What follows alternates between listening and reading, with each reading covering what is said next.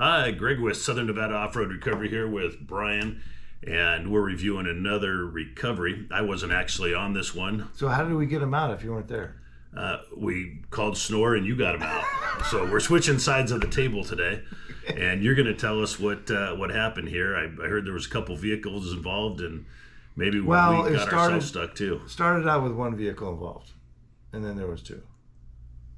So we're headed out. We got the call, and it's at the old where the old Las Vegas Marina was, which is right by Saddle Island and Pyramid Island. Okay. It was a great little harbor there, sheltered, but of course the water's gone.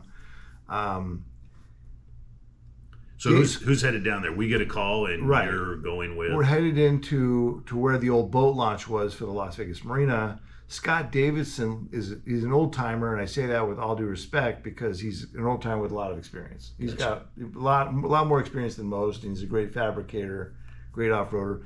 He's an aircraft mechanic that lives in Boulder City. So he just jumped in his truck and came down, and I made the drive out. And so the call was for a Toyota TRD off-road, I think. And I was under the impression that all TRDs are four-wheel drive. Are they not? Evidently not, because this one is not four-wheel drive, it's two-wheel drive. Okay. Now, Scott was pretty familiar with him, and I guess it's more of a pre-runner style. It's not four-wheel drive, and they said they're really good trucks.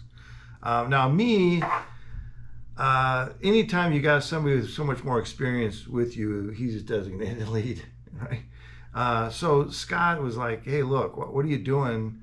I was going to walk out there with my boots on, and he's like, hey, look, let's not walk through the mud. Makes sense. I was just looking, that was the angle I was looking at. So you're thinking of a winch recovery from here, but Scott wants to go around the other side. He's like, well, let's stay out of the mud and let's just go around.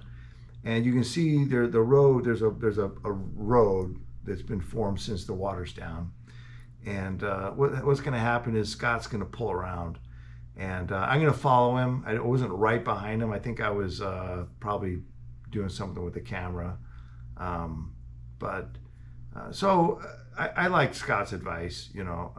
Looking back, I probably would have fallen over in the mud or sunk to my knees or something. It's pretty deep. Happens. It depends on where it is. So it was dry, and then the water came in. I think right now, the water's risen a little, and actually, I think that's all water right now. It probably is.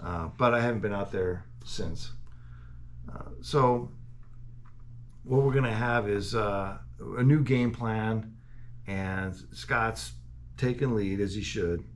Now, generally, what Scott told me is that generally he has an RV, he takes off-road, and he takes a stick to test the ground and to walk out and see how firm the ground is.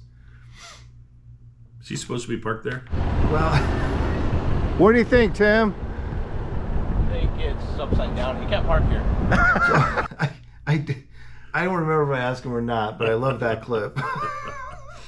It's funny you say that, Brian, because we have several people with a lot of experience. Yeah. Not that anybody takes it for granted or makes assumptions, but you've probably driven on this dirt a dozen times, and it's hard and solid. And then you mentioned, now what happens is Scott got stuck, and so what you have here is we lost a little bit of footage there, but we're already rigged up.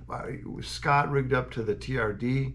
I rigged up to Scott. And so the TRD's the truck on the left and the silver, and Scott's in the middle, and they're both stuck. Right. So what we did is we gave ourselves a little bit of leeway on Scott, started pulling him, and with a little momentum, now we got two trucks pulling the TRD, and it pops it out really, really easily. But when I look at the video, it looks like he might have had his brakes on. I'm not sure. That's a good idea. So you just daisy chained one to the next, rather than trying to do two single winch pulls. You just pulled one, who pulled the other. Yeah, I like it. Yeah. So we had Scott hook up to the TRD. I hooked up to him, and we were in a hurry. And this happens a lot when you're in a hurry and you want to just get out there and rescue somebody.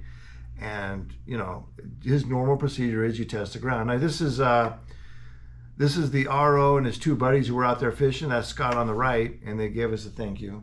Very cool. I thought it was nice of them. And how long was he out there stuck in the dirt before you got there? I think it was maybe only an hour and a half or so. Not too bad. That is one thing I've noticed. Sometimes people are stuck for 2 or 3 hours, and by the time you get there, they just want to go home. There's not a whole lot of time. And we want to get them home. It was a good recovery.